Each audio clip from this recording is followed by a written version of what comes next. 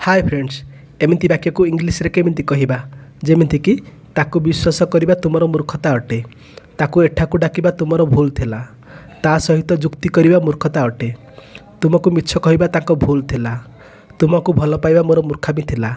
एमती वाक्य को इंग्लीश रे केमिति कहिबा चलंतु देखिबा।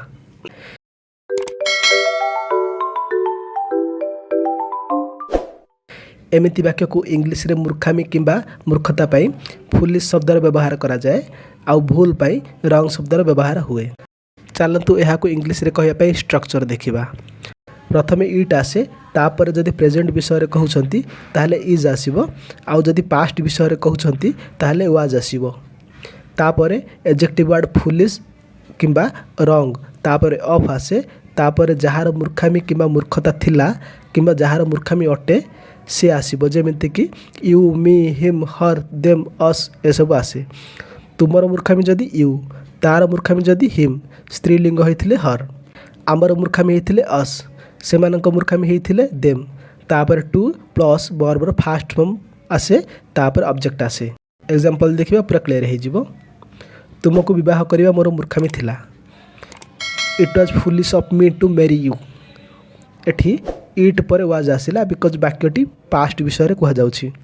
तापर ऑफ, तापर मोर मूर्खामी थिला सेथि पई एठी मी आसिला। तापर टू, तापर वर्ब फास्ट फॉर्म मेरी आसिला माने विवाह करिबा। तापर ऑब्जेक्ट हैला यू। ताकू विश्वास करिबा तुमर मूर्खता अटे। It is foolish of you to believe him. It is foolish of you to believe him. तुमको भल पाइबा मोर मूर्खामी थिला। It was foolish of me to love you. It was foolish of me to love you. तुमको पैसा उधार देवा मोर मूर्खामी अटे। It is foolish of me to lend you money. It is foolish of me to lend you money.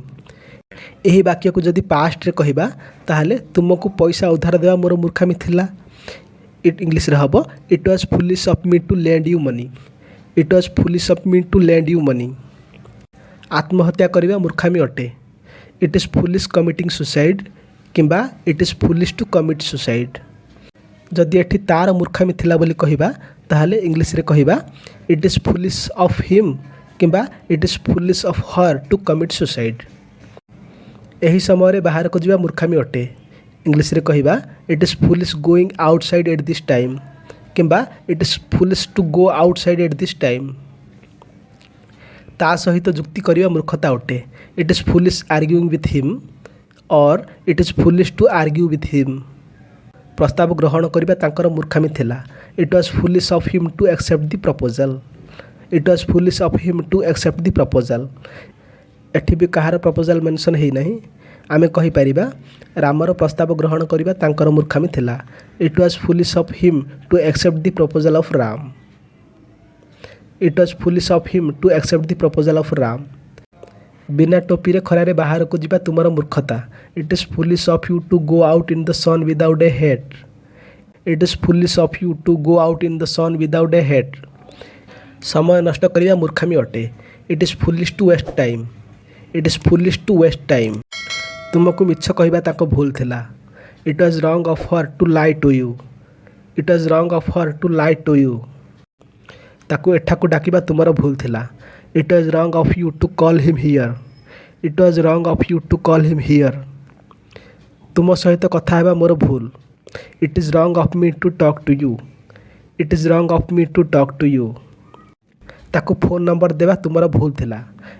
It was wrong of you to give him your phone number. It was wrong of you to give him your phone number. ताठू उदाहरण देवा तुमर भूल थिला। Friends, practice पाई यही वाक्य को English रे translate करके कमेंट बॉक्स रे लिखंतु। जदि भूल थाए ताहले मु करेक्ट करि देबी। जदि आपनको वीडियो टी भलो लागि थाए ताहले वीडियो को लाइक करंतु आउ चैनल को सब्सक्राइब करंतु। वीडियो देखिबा पई बहुत बहुत धन्यवाद।